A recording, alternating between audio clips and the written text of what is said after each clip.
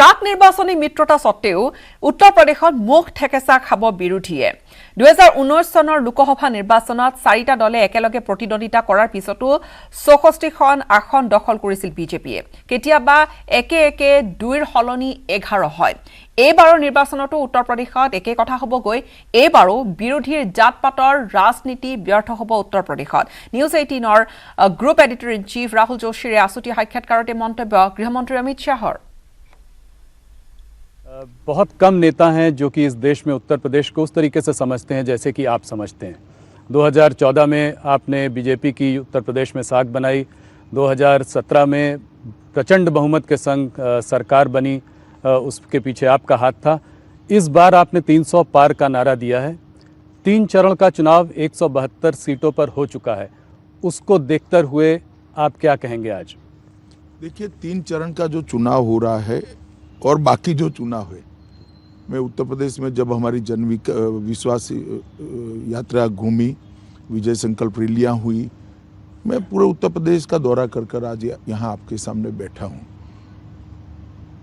उत्तर प्रदेश में बहुत बड़े बहुमत के साथ भारतीय जनता पार्टी की सरकार बनने जा रही है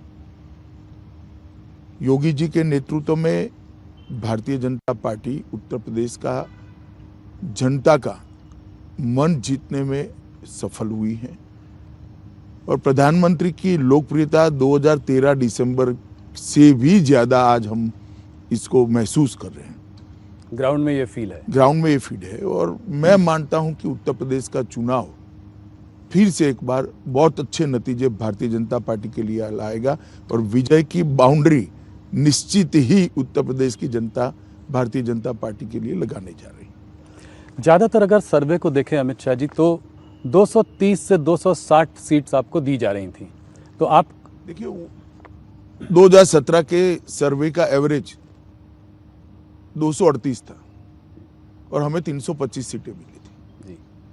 कई बार सर्वे में परसेप्शन भी बहुत महत्व रखता है क्योंकि सारे सर्वे करने वाले अपनी क्रेडिबिलिटी को सर्वे के साथ जोड़ते हैं और दूसरा जो सर्वे करने वाले को भी जनता बताती है वो हमेशा सच हो वो जरूरी नहीं ढेर सारे कंसिडरेशन होते हैं कौन आया है कहाँ से आया है कुछ मालूम नहीं है सब लोग संभल कर बोलते हैं चुप कर जाते हैं और जो चुप कर जाते हैं इसका वोट कभी सर्वे में रिफ्लेक्ट नहीं करता है পুনৰ জনাম কাজিৰঙাৰ খবৰ প্ৰতিবাদত উত্তাল কাজিৰঙাৰ এনিমেল কৰিডৰ উচ্ছেদৰ বিৰোধিতাৰে কাজিৰঙা তীব্ৰ প্ৰতিবাদী কাৰ্যসূচী হৈছে এনিমেল কৰিডৰৰ অবৈধ নিৰ্মাণৰ বিৰুদ্ধে উচ্ছেদৰ নিৰ্দেশনা দিছিল সৰ্বোচ্চ ন্যায়ালয়ে আৰু প্ৰশাসনৰ উচ্ছেদ অভিযানৰ বিৰোধিতা কৰি কাজিৰঙাৰ ৰাজপথত শ লোক ওলাই আহিল প্ৰতিবাদত বহিল উচ্চতম ন্যায়ালয়ৰ নিৰ্দেশত বোকাখাট আৰু কলিয়াবৰ মহকুমা প্ৰশাসনে এই উচ্ছেদ অভিযান চলাইছিল কিন্তু এই উচ্ছেদ অভিযানৰ বিৰোধিতাৰে এসকল লোকে সাব্যস্ত কৰিছে প্ৰতিবাদ হাতে হাতে প্লাকাৰ্ড লৈ বেনাৰ লৈ ওলাই আহিল প্ৰতিবাদ কৰিবলৈ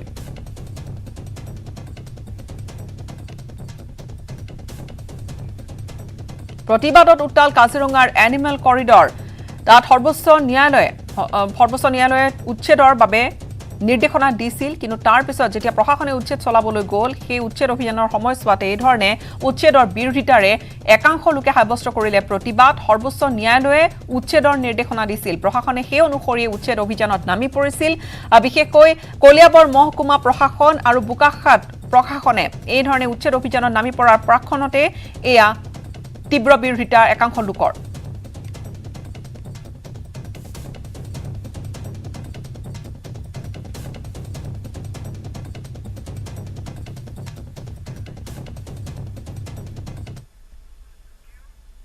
দেশৰ ইতিহাস নাজানে ৰাহুল গান্ধীয়ে 1962 চনৰ ঘটনা সম্পৰ্কে অজ্ঞ ৰাহুল গান্ধী প্ৰটোকল ভংগ কৰি চীন সম্পৰ্কে ৰাহুল গান্ধীয়ে কৰা মন্তব্যৰ বিৰোধিতাৰ কেন্দ্ৰীয় গৃহমন্ত্ৰী অমিত শাহৰ লগতে প্ৰধানমন্ত্ৰী নৰেন্দ্ৰ মোদীয়ে চীনৰ প্ৰতিটো প্ৰত্যাহ্বান উফৰাই দিয়া বুলি মন্তব্য কৰিলে কেন্দ্ৰীয় গৃহমন্ত্ৰীগৰাকীয়ে উৰি আৰু বালাকোট কাণ্ডৰ পিছত আন্তঃৰাষ্ট্ৰীয় স্তৰত ভাৰতৰ স্থান উন্নত হোৱা বুলি ঘোষণা কৰিছে কেন্দ্ৰীয় গৃহমন্ত্ৰী অমিত শাহে নিউজ 18ৰ group editor in chief Rahul যোশীৰে হোৱা আছুতীয়া সাক্ষাৎকাৰতে মন্তব্য অমিত শাহৰ मैं आपके बहुत सारे रैली से आपके भाषण सुन रहा था आप बालाकोट की बात अक्सर किया करते हैं आप कहते हैं कि मोदी जी के आने के बाद देश सशक्त हुआ है हम लोगों ने हमने मुंह तोड़ जवाब दिया पाकिस्तान को राहुल गांधी जी ने इधर बीच पार्लियामेंट में ये कहा कि चाइना, आप लोगों की वजह से चाइना और पाकिस्तान साथ में आ गए हैं और ये हमारे लिए एक बहुत बड़ा डेंजर है। क्या कहेंगे आप? राहुल गांधी जी को देश का इतिहास मालूम नहीं, 62 में क्या हुआ था और किसकी गलती के कारण हुआ था। चाइना ने जितने भी चैलेंज खड़े किए, हर चैलेंज का मुंह तोड़ जवाब नरेंद्र मोदी जी की सरकार ने, देश के प्रधानमंत्री ने दिया है। चाहे गलवान घाटी का हो जी। चाहे पूर्व में हो, हर जगह पे भारत ने अपना स्टैंड मजबूत रखा है। भारत की सीमा और भारत के सार्वभौमत्व को मोदी जी ने अक्षुण्ण रखा है। मगर पड़ोसी के साथ इस प्रकार की भाषा मैं नहीं मानता कोई जिम्मेदार राजनेता ने बोलनी चाहिए। और मैं छोटी सी बात राहुल गांधी जी को पूछना चाहता हूं, आप पार्लियामेंट में तो ऐसा भाषण कर रहे हैं, मगर विदेश विभाग के सारे प्रोटोकॉल तोड़कर चाइनीज डेलीगेशन को मिलकर क्या गुफ्तगू करते हैं। इस प्रकार से वक्तव्य सुनते हैं तब लगता है कि कहीं ना कहीं एक संजीदा पॉलिटिक्स, जिसको कहते हैं गंभीर प्रकार की राजनीति की अभाव और एक प्रकार से रिक्तता खड़ी होती जा रही है। পঞ্জাবৰ নিৰ্বাচন সম্পৰ্কে একমাত্ৰ জ্যোতিষীয়েহে ভৱিষ্যতবাণী কৰিব পাৰিব। পঞ্জাবৰ এইবাৰৰ নিৰ্বাচন স্বাভাৱিক নহয়, তৎসত্ত্বেও পঞ্জাব নিৰ্বাচনত সফল হ'ব বিজেপি। অৱশ্যে পঞ্জাব নিৰ্বাচনৰ ফলাফল কি হয় সেয়া ক'ব সময়। নিউজ 18ৰ group editor in chief Rahul যোশীৰে আছুতীয়া সাক্ষাৎকাৰত এই মন্তব্য কেন্দ্ৰীয় গৃহমন্ত্ৰী অমিত শ্বাহৰ। अमित शाह जी, पंजाब की अगर और थोड़ा सा देखें, उसके चुनाव की तरफ थोड़ा नज़र डालें, वहाँ पे मतदान हो चुका है, आज मतदान हो चुका है। क्या लगता है आपको, कैप्टन अमरिंदर और सुखदेव सिंह ढींसा जी के संग साथ में जो आपने मिलकर वहाँ पे लड़ाई लड़ी, कैसे देखते हैं आप उसको? क्या आप पंजाब के चुनाव का एक आकलन ज्योतिषियों के अलावा कोई नहीं कर सकता। बड़ा विचित्र प्रकार का चुनाव हुआ है, मगर हम आशावादी है कि हमने बहुत अच्छे से चुनाव को लड़ा है। फार्मर एजिटेशन में का खामियाजा सबसे ज़्यादा आपको उधर भुगतना पड़ा। वैसे भी आप ज़्यादा सीटों पे अभी तक लड़ते नहीं थे अकाली दल की वजह से। मैं पंजाब में 9 रैली कर आया हूँ जी। मैं आपको बताता हूँ, वहाँ सुरक्षा भी एक बहुत बड़ा मुद्दा है, सीमांत प्रदेश है, और मोदी जी को जिस तरह से भाषण करने से रोका गया वो भी बहुत बड़ा मुद्दा है। उसकी वजह से आपको लगता है कि कुछ हमें सफलता मिलेगी, कितनी मात्रा में मिलेगी, कैसी मिलेगी, वो तो डिब्बा खिलने के बाद ही मालूम पड़ेगा। सर्वे जो है आम आदमी पार्टी और कांग्रेस को आगे दिखा रहे हैं, लगता है आपको कि इनमें से किसी की सरकार बन सकती है? मैं अभी भी कहता हूं कि कोई सर्वे पंजाब की स्थिति में नहीं, सर्वे करने की स्थिति में नहीं होगा। अगर हंग असेंबली होगी तो क्या होगा? आपको प्रेसिडेंट रूल का कुछ वहाँ पे नहीं, वो आंकड़ों पर निर्भर करता है। अगर कोई 2-3 लोग मिलकर बना लेते हैं तो अच्छा है। गठबंधन की सरकार इस देश में चली ही है। ৰাজ্যিক প্ৰেক্ষাপটৰ আন কিছু খবৰ। বাগজান চাহ বাগিচাত উত্তাল প্ৰতিবাদ। চাহ বাগিচাখনৰ কৰ্মচাৰী বেনাডিক ইন্দুৱাৰৰ কৰ্মৰত অৱস্থাত মৃত্যু ঘটিছিল। মৃত কৰ্মচাৰীজনৰ পৰিয়ালক ক্ষতিপূৰণ আদায় দিয়াৰ দাবীত সাব্যস্ত হৈছে প্ৰতিবাদ। বাগিচাখনৰ মুখ্য কাৰ্যালয়ৰ সন্মুখত আদিবাসী মহিলা শক্তিয়ে সাব্যস্ত কৰে তীব্ৰ প্ৰতিবাদ। প্ৰতিবাদত ডুমডুমা আঞ্চলিক আৰু প্ৰাথমিক সমিতিৰ বিষয়ববীয়াসকলেও অংশগ্ৰহণ কৰে।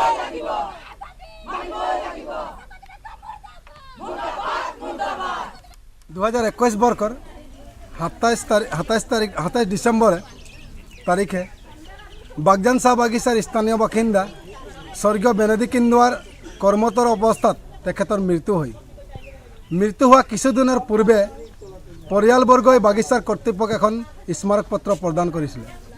আৰু এই স্মাৰক পত্ৰৰ কোনো ধৰণৰ প্ৰত্যুত্তৰ নিদি পেলাই, কোনো ধৰণৰ সঁহাৰি নিদি পেলাই 2000 টকা মাননি দি এই পৰিয়ালবৰ্গক নিমাতে ৰখাৰ মানসিকতা তৈয়াৰ কৰিছিলে। আৰু এই মানসিকতা তৈয়াৰ কৰাক আমি আজি সদৌ মহিলা শক্তি আমি তীব্ৰ ভাষাৰে আমি গৰিহণা দিছোঁ আৰু সকীয়াই দিব বিচাৰিছোঁ।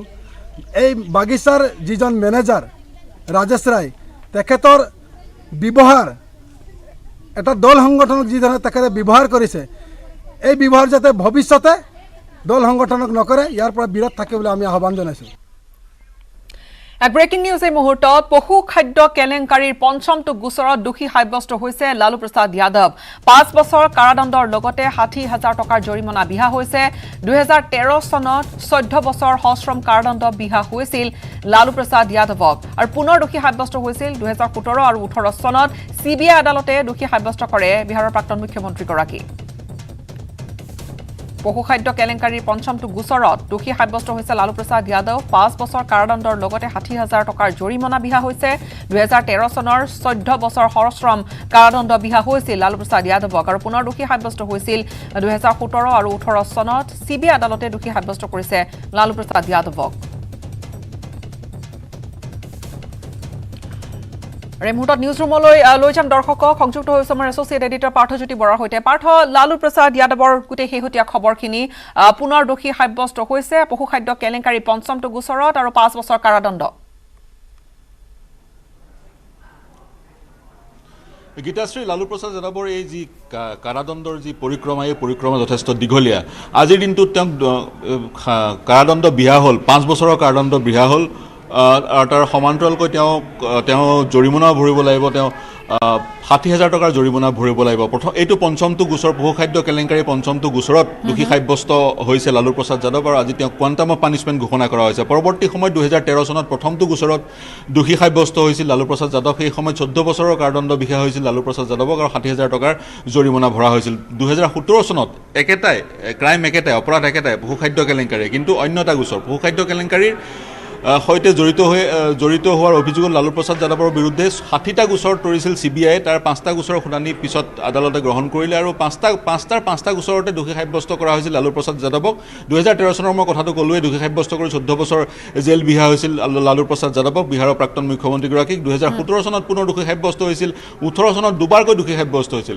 এইবাৰ ২০২২ চনত তেওঁ পঞ্চমবাৰৰ কাৰণে দোষী সাব্যস্ত হৈছে আৰু ৫ বছৰৰ তেওঁৰ কাৰাদণ্ড বিহা হৈছে আৰু ২০১৩ চনত তেওঁক ১৪ বছৰৰ কাৰাদণ্ড বিহা হৈছিল তেওঁ বহু বছৰ জেলত আছিলে আৰু কিছুদিনৰ আগতে তেওঁ জামিন লাভ কৰি জেলৰ পৰা বাহিৰলৈ আহিছিল আৰু তেওঁ যিহেতু দোষী সাব্যস্ত হৈছিল তাৰ কাৰণে তেওঁ নিৰ্বাচনো খেলিব নোৱাৰা হৈছিল নিৰ্বাচন খেলাৰ তেওঁ অনুমতি পোৱা নাছিল ইলেকশ্যন কমিশ্যনৰ পৰা যি নতুন আইন সেই আইন অনুসৰি তেওঁক নিৰ্বাচন খেলিবলৈ অনুমতি নিৰ্বাচনত প্ৰতিদ্বন্দ্বিতা কৰিবলৈ অনুমতি দিয়া হোৱা নাছিল আজিৰ দিনটোত লালু প্ৰসাদ যাদৱ ক'ত আছে বুলি যদি প্ৰশ্ন কৰা যায় আজিৰ দিনটোত তেওঁ চিকিৎসাধীন হৈ আছে পাটনাৰ ৰিমছ হস্পিটেলত আৰু তেওঁৰ স্বাস্থ্যৰ অৱনতি কিছু ঘটা বুলি আমি গম পাইছোঁ চিকিৎসকে সংবাদ মাধ্যমক জনাইছে তেওঁৰ যথেষ্ট বেছি ব্লাড চুগাৰ আছে তাৰ সমান্তৰালকৈ তেওঁৰ ডায়েবেটিছ আছে আৰু কিডনীৰো কিছু সমস্যা আছে গতিকে আজিৰ দিনটোত যথেষ্ট উৎকণ্ঠাৰ মাজেৰে লালু প্ৰসাদ যাদৱৰ আজিৰ দিনটো পাৰ হৈছিলে বিশেষকৈ যিহেতু আজিৰ দিনটোত চিবিআই আদালতে কোৱাণ্টাম অফ পানিছমেণ্ট ঘোষণা কৰিছে কাৰণ যোৱা ১৩ ফেব্ৰুৱাৰীতে তেওঁক দোষী সাব্যস্ত কৰা হৈছিল ৩৮জন অন্য অভিযুক্তৰে সৈতে পঞ্চমটো গোচৰত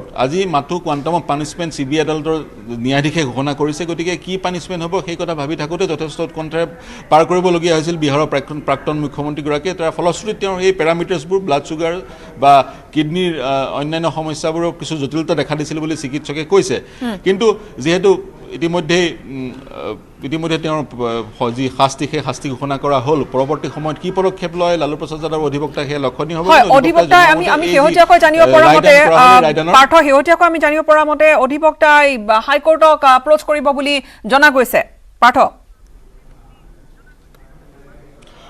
হয় গীতাশ্ৰী অধিবক্তাই কৈছে ইতিমধ্যে আধাখিনি সময় তেওঁ জেলত কটাইছে গতিকে ৫ বছৰৰ যদি আধাখিনি সময় তেওঁ জেলত কটাইছে তেওঁ আৰু জেলৰ ম্যাদ হৈছে ২.৫ বছৰ গতিকে ২.৫ বছৰত বেল পোৱাৰ কিবা আইনী প্ৰভিজন থাকিব পাৰে গতিকে সেই প্ৰভিজনবোৰৰ ভিত্তিত লালু প্ৰসাদ যাদৱৰ যিগৰাকী অধিবক্তা তেওঁ পাটনা হাইকোৰ্টত গোচৰ তৰিব বা এই গোচৰৰ এই ৰায়দানৰ প্ৰত্যাহ্বান জনাব কিন্তু এই সময়ত পঞ্চমটো গোচৰত বিহাৰৰ প্ৰাক্তন মুখ্যমন্ত্ৰী লালু প্ৰসাদ যাদৱ অভিযুক্ত হৈছে আৰু তেওঁক ৫ বছৰৰ কাৰাদণ্ড বিহা হৈছে এই গোটেই পশুখাদ্য কেলেংকাৰীয়ে সমগ্ৰ দেশ কঁপাইছিল ১৯৯৬ চনত পাটনা হাইকোৰ্টে এই গোটেই কেলেংকাৰী তদন্ত চিবিআই হাতত অৰ্পণ কৰিছিল প্ৰায় ১৯৯১ চনৰ পৰা যেতিয়া লালু প্ৰসাদ যাদৱ বিহাৰৰ মুখ্যমন্ত্ৰী হৈছিল তেতিয়াৰ পৰা এই পশুখাদ্য কেলেংকাৰী আৰম্ভ হৈছিল বিহাৰৰ বিভিন্ন জিলাৰ যিসমূহ ট্ৰেজাৰী আছিল সেই ট্ৰেজাৰীসমূহৰ পৰা পশুখাদ্যৰ নামত পশুৰ মেডিচিনৰ নামত ভুৱা বিল দেখুৱাই ভুৱা পইচা সৰকোৱাৰ এক অভিযোগ উত্থাপন হৈছিল বিহাৰৰ মুখ্যমন্ত্ৰীগৰাকীৰ বিৰুদ্ধে বিভিন্ন সংবাদ মাধ্যমত বাতৰি প্ৰকাশ হৈছিল সমগ্ৰ দেশ কঁপাই গৈছিল এই কেলেংকাৰীয়ে পৰৱৰ্তী সময়ত মই আপোনাক জনাইছোঁৱেই চিবিআইয়ে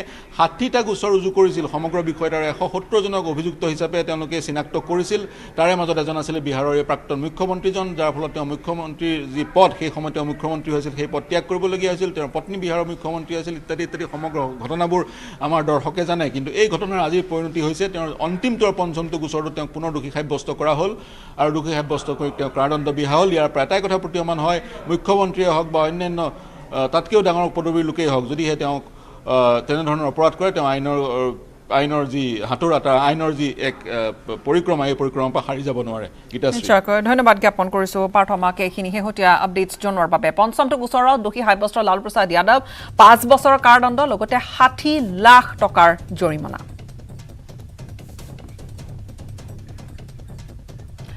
আমি ইতিপূৰ্বে জানাইছো যে হাইকোৰ্টলৈ এই গোটেই বিষয়টো লৈ যাব বুলি বা হাইকোৰ্টক আবেদন কৰিব বুলি হাইকোৰ্টত আবেদন কৰিব বুলি জনাইছে লালু প্ৰসাদ যাদৱৰ অধিবক্তাই কি ক'লে লগতে তেওঁ এবাৰ শুনাবলৈ লৈছো। लालू जी की तरफ से हम 5 साल और 60 लाख रुपया जो है फाइन जी। तो अब जो लालू प्रसाद को जो है अब जो 5 साल की सजा हुई है तो अब कैसे जमानत कैसे होगी उनकी? अब अपील फाइल करेंगे हम लोग जी माननीय उच्च न्यायालय में जी, और अपील फाइल करने के बाद जो है हाँ वहाँ पर हम लोग प्रेयर करेंगे सस्पेंशन ऑफ सेंटेंस के। तो लालू प्रसाद को भी कितना दिन गुजारना होगा जेल में जमानत के लिए? अब तो कोर्ट का प्रोसेस हाईकोर्ट में फाइल करने के बाद फ्राइडे के दिन ही केवल जी। सुनवाई होती है। तो क्या पिछली सजा काउंट होगी जो? जी हाँ, उसमें ऑर्डर शीट में लिखा गया कंकरेंटली है जी। और जो पीछे जो सजा काटे जी। हैं और जो जेल में रहे हैं उसको जोड़ा जी। तो अगर पिछली सजा को सर देख लिया जाए जितना जेल में रहे तो अब कैलकुलेशन के साथ लालू को कितना रहना पड़ेगा अंदर? कैलकुलेशन के हिसाब मेरे हिसाब से जो है हाफ सेंटेंस वो 2.5 साल जेल में से ज्यादा रह चुके हैं इसके। जी। तो जमानत मिलने में कोई परेशानी नहीं होगी? होनी तो नहीं चाहिए जी। इसके अलावा क्या चारा घोटाला का और कोई मामला बचा? नहीं, अब झारखंड में जो है लालू जी ये आखिरी था। आखिरी और एक चारा घोटाला का RC-48 पेंडिंग है जिसमें कि बहुत रिम्स बैंक वार्ड में ही लालू जी अच्छा, आप लोग जो एज और हेल्थ का ग्राउंड दिए थे इस पर कोई मर्जी नहीं हुई कोर्ट की तरफ से? सजा के देखते हुए तो लगा कि नहीं हुआ। नहीं, उसमें लालू जी को अभी पेइंग वार्ड में ही रहना होगा कि जेल भेजा जाएगा? तो डॉक्टर बताएंगे कि उनकी हेल्थ की कंडीशन कैसी है, उस पर हम कुछ नहीं कर सकते। डोंडा ट्रेजरी मामले में मैक्सिमम जुर्माना किन दोषियों को हुआ है? देखिए, डोंडा ट्रेजरी के मामले में जो माननीय न्यायालय के द्वारा जो सजा सुनाई गई उसमें मैक्सिमम जो सुनाई गई है वो 2 करोड़ का सजा सुनाई गई है TM प्रसाद को, त्रिपुरारी मोहन प्रसाद। उसके बाद जो सजा जो सुनाई गई है 1.5 करोड़ की सजा है, उसमें 1.5 करोड़ भी है, जुर्माना सुनाई गई है, विभिन्न जुर्माना सुनाई गई है, लेकिन मैक्सिमम है कि 2 करोड़ का सुनाई। পৰৱৰ্তী খবৰ উত্তৰ প্ৰদেশত বহুজন সমাজ পাৰ্টিৰ প্ৰাসংগিকতা আছে। নিৰ্বাচনত বহুজন সমাজ পাৰ্টিয়েও ভোট পাব, কিন্তু তৎসত্ত্বেও চৰকাৰ গঠন কৰিবলৈ বিজেপিক প্ৰয়োজন নহয় কোনো দলৰ সহায়ৰ। নিউজ 18ৰ group editor in chief Rahul যোশীৰে আছুতীয়া সাক্ষাৎকাৰত এই ধৰণে মন্তব্য কৰিলে গৃহমন্ত্ৰী অমিত শ্বাহে। मायावती को आप किस तरीके से देखते हैं? बीएसपी को इस चुनाव में आप कैसे देखते हैं? ज्यादा सुनाई नहीं पड़ रही है, ज्यादा हाई प्रोफाइल कैंपेन नहीं है। देखिएगा, बीएसपी ने अपनी रिलेवेंसी बनाई हुई है। आप कह रहे हैं कि वोट आएंगे? मैं मानता हूँ वोट आएंगे और सीट्स भी आएंगी। सीट्स में कितना कन्वर्ट होगा वो मालूम नहीं, मगर वोट जरूर आएंगे उनको। तो जाटव वोट जो उनका जो वोट बैंक है वो नहीं खसकेगा, वो उनके साथ रहेगा। और कोई वोट बैंक भी जुड़ेगा? मुसलमान भी काफी बड़ी मात्रा में जुड़ रहे हैं। मुसलमान बीएसपी को भी काफी बड़ी मात्रा में वोट देंगे, काफी सीटों पे। तो उससे जो है उसका फायदा आपको मिलेगा, क्योंकि एसपी और बीएसपी। देखिए, फायदा नुकसान ऐसे नहीं होता है, वो सीट स्पेसिफिक होता है। इस प्रकार का आकलन नहीं लग सकता पॉलिटिक्स में, परंतु बीएसपी की रिलेवेंसी खत्म हुई है, वो बात ठीक नहीं। पर मायावती और बीजेपी का कोई गठबंधन होने का कोई पॉसिबिलिटी, कोई आगे गठबंधन की जरूरत?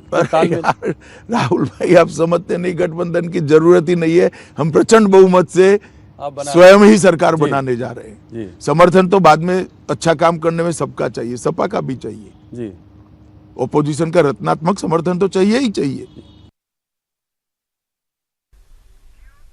উত্তৰ প্ৰদেশৰ কৃষকসকল বিজেপিৰ লগত আছে। কৃষকক লৈ বিৰোধীয়ে দেশবাসীক বিভ্ৰান্ত কৰাৰ চেষ্টা কৰাৰ অভিযোগ কেন্দ্ৰীয় গৃহমন্ত্ৰীগৰাকীৰ, কিন্তু তাৰ পিছতো সফল নহল বিৰোধী। এইবাৰৰ উত্তৰ প্ৰদেশৰ নিৰ্বাচনত কৃষকৰ ভোটেৰে চৰকাৰ গঠন কৰিব বিজেপিয়ে। নিউজ 18ৰ group editor in chief Rahul যোশীৰে আছুতীয়া সাক্ষাৎকাৰত এই ধৰণেও লগতে মন্তব্য কৰিলে কেন্দ্ৰীয় গৃহমন্ত্ৰী অমিত শ্বাহে। मैं किसानों की पहले एक बात कर लूं। लगभग 86 लाख किसानों का हमने ऋण माफी किया था और 35,000 करोड़ का ऋण माफ किया था। लगभग आप 435 लाख मैट्रिक टन खाद्यान्न हमने खरीदा है, किसानों से खरीदा है, और 80,000 करोड़ का भुगतान डायरेक्ट उसके बैंक अकाउंट में किया है। 2,84,00,000 किसानों को प्रधानमंत्री किसान सम्मान निधि सीधी इनके बैंक अकाउंट में जाती है हर साल 6,000 रुपया और 32,500 करोड़ रुपया आज तक मोदी जी ट्रांसफर कर चुके हैं। प्रधानमंत्री किसान फसल बीमा योजना के तहत 25,60,000 किसानों को लगभग 2,200 करोड़ रुपया का भुगतान हो गया है और लगभग 4,72,000 करोड़ रुपया फसली ऋण जो शॉर्ट टर्म होता है हर फसल के लिए होता है उसको हमने पहुंचाया है। लगभग 2 करोड़ किसानों को किसान क्रेडिट कार्ड पहुंचा है और आज इसका परिवर्तन क्या हुआ देखिए। यूपी गन्ना, चीनी, गेहूं, आलू, हरी मटर, आम, आंवला और दूध, ये सब में देश में नंबर 1 बना है जो 5 साल पहले किसी भी चीज में नहीं था। अब अखिलेश जी कह रहे हैं कि मुद्दों से भटक रहे। भैया हम तो नहीं भटक रहे, आप इसका जवाब दो। आपके समय में गन्ने का प्रदेश होने के बावजूद भी क्यों नंबर 1 नहीं थे? एक परसेप्शन बनाने का जरूर प्रयास किया गया मगर सफल नहीं हुए। किसान हमारे साथ। কলিয়াবৰত চৰকাৰী শিক্ষা খণ্ডৰ এখন পয়া লগা ছবি। শ্ৰেণীকোঠাৰ অভাৱত মুকলি আকাশৰ তলতে পাঠদান কৰিবলগীয়া হৈছে শিক্ষকে। কলিয়াবৰৰ শিলঘাটৰ 2 নম্বৰ বিহডুবি প্ৰাথমিক বিদ্যালয়ৰ এটা কোঠাতে 6টাকৈ শ্ৰেণীৰ পাঠদান চলে। 70 গৰাকী ছাত্ৰ ছাত্ৰী আৰু 4 গৰাকীকৈ শিক্ষক থকা বিদ্যালয়খনত নাই প্ৰয়োজনীয় শ্ৰেণীকোঠা। শ্ৰেণীকোঠাৰ অভাৱত মুকলি আকাশৰ তলতে শিক্ষা প্ৰদান কৰিবলগীয়া হৈছে ছাত্ৰ ছাত্ৰীক। 2009 বৰ্ষতে চৰকাৰীকৰণ হোৱা 2 নম্বৰ বিহডুবি প্ৰাথমিক বিদ্যালয়ৰ এনে এখন পয়া লগা অৱস্থায় চৰকাৰী শিক্ষা ব্যৱস্থাৰ প্ৰতি কঢ়িয়াই আনিছে চৰম ভাবুকি। আমি দৃশ্য দেখুৱালো। ইয়াৰ পিছত শিক্ষামন্ত্ৰীগৰাকী কি ধৰণে চকু দিয়ে বা কি ধৰণে মন কাণ দিয়ে সেয়া লক্ষণীয় হৈ পৰিব। বিভাগীয় কাৰ ভুলৰ বাবে এই ধৰণৰ অৱস্থাত আছে বিদ্যালয়খন, এইবোৰ প্ৰশ্ন নিশ্চয়কৈ ৰৈ গৈছে।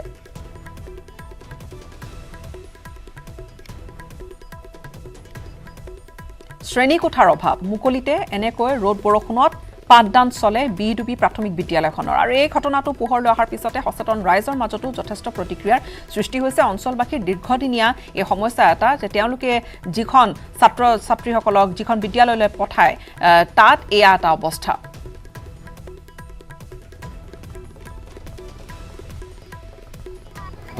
হয়, আমাৰ বিদ্যালয়খনত এখন